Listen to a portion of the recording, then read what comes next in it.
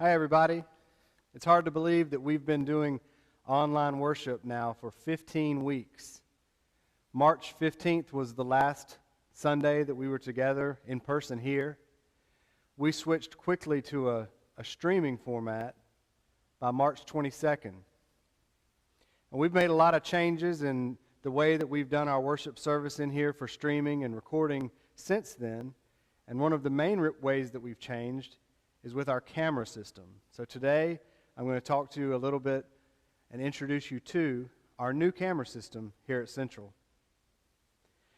You may remember a video that I made back on March 27th where I showed how we were able to stream back then. We had all of Keith White's equipment from T.L. Hanna that allowed us to video and stream our services. We had as many as 8 to 9 cameras set up in the sanctuary, and Keith was able to switch between those fixed cameras for every shot that we needed on any given Sunday.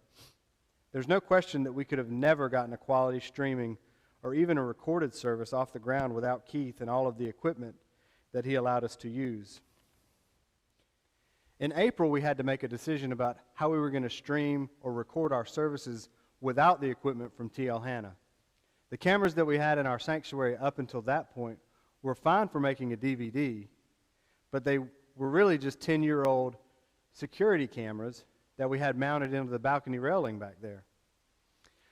And they also had no way of taking the video that we were getting from those cameras to stream to the internet or to record onto a data format that we could then put on YouTube.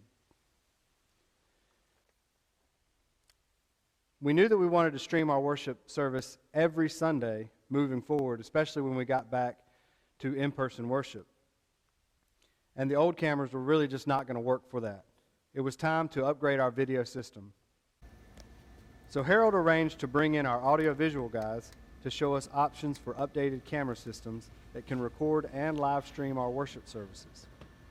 What we decided to get was a 3-camera, 4-input system that looks like this.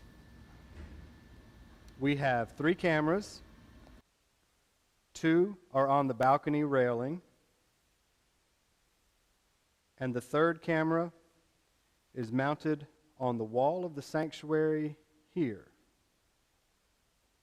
Our first Sunday morning using these cameras was May 17th.